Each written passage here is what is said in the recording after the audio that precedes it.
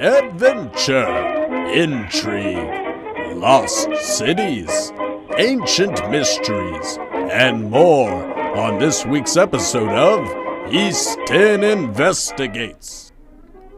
Ladies and gentlemen, welcome to the East10 Outpost. I'm Cody, and I'm going to be your guide this week into a journey that will ultimately take us through the jungles of Tibet, the deserts of Egypt, and the polar ice caps, as we take a look at the Nazis' occult obsession. It's a story that on a surface level people know very well, and one that my entire life has captivated my imagination. Nothing did so better than the fictional story of Indiana Jones and his quest to recover holy relics that found him frequently at odds with the Nazi Party. But why is it that an American archaeologist would find himself at all at odds with a government regime? Not just once, but multiple times. Well, the real backstory to that is far more interesting than anything George Lucas or Spielberg could have concocted. And that's exactly what we're going to be taking a look at over the next few episodes. Because as we know, fact is often much stranger than fiction. Now, let us begin our investigation with a little bit of groundwork we need to lay.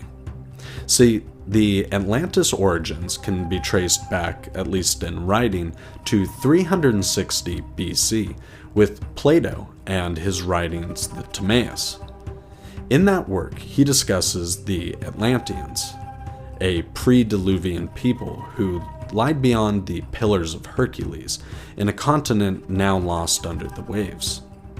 He discussed the Atlanteans as being an incredibly advanced race of humans who had reached the heights of spiritual and mental illumination. But eventually, these people's hubris got the better of them, and in a single day and night, through an act of divine judgment, their continent was cast beneath the waves and would never be seen again, though legends of these people would permeate throughout the world, perhaps from survivors who would go on to teach the people of the earth the secrets of Atlantean architecture, art, and spirituality.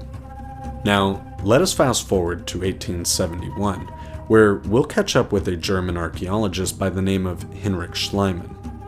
See, Heinrich had been on a quest to discover the lost city of Troy, and when he finally did, what he found both puzzled and amazed him. See, on all the archaeological levels, he was recovering pottery shards with the swastika emblazoned on it. He was aware that all throughout the world, the swastika could be found, from Native American tribes in North America to the people of Mesoamerica and South America, down to South Africa and the Near East, through Europe and Asia.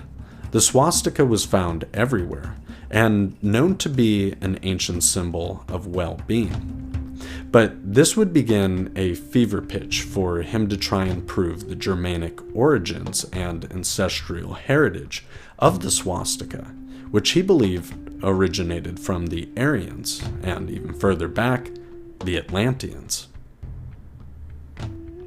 Now, moving into the early 1930s, we begin to see the rise of the National Socialist Party in Germany, and at the forefront would be a young and ambitious Adolf Hitler.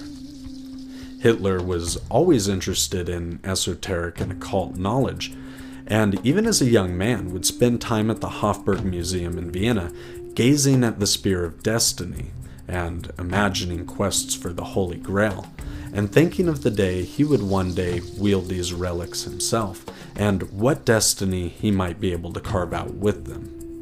So when Hitler became a grown man and rose to a position of prominence, he of course brought with him his esoteric ambitions, and along with Heinrich Himmler, would begin to set these occult quests as the main ambition and driving force of his Nazi party, trying to prove a lineage of racial superiority that he could trace back with tangible anthropological proof, clear back to the Atlanteans. Well, at least that was his goal. In 1935, Himmler would create what would propel the Nazi Party into the stuff of legends, myths, and fantasies today when he formed the Ahnenerbe. This was a Germanic secret society whose goal was to prove German superiority through ancestral heritage. The Ahnenerbe's goal was to set about the world and discover tangible archaeological and scientific proof of these Atlantean origins. He believed that proof was scattered all over the world, in the ancient pyramids and the mystery schools, and knowledge and architecture that had very clearly been passed down from a race far too advanced to be the people who inhabited these places and schools of understanding today. So they set off on epic quests around our globe, which we will begin to explore in the next few episodes, because it's these quests and adventures that truly defy understanding, logic, and what we believe to be reality. Through their discoveries, they would uncover all manner of things that we consider to be out of this world, and it led them to all sorts of strange places around the planet. So over the next few episodes, we're going to dive deep into these expeditions and see what they may have possibly uncovered. Because the Ahnenerbe, while being an esoteric cult of sorts, was definitely much more than that.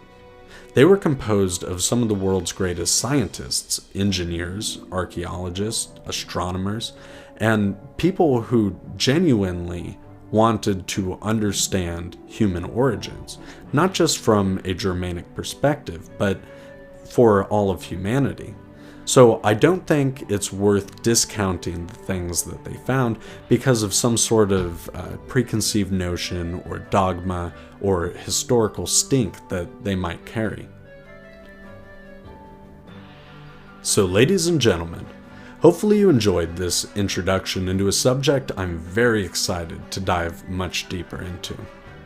The Ahnenerbe and their quests around the globe are some of the most exciting real-life adventures that have not only taken place in the modern era, but I would argue ever.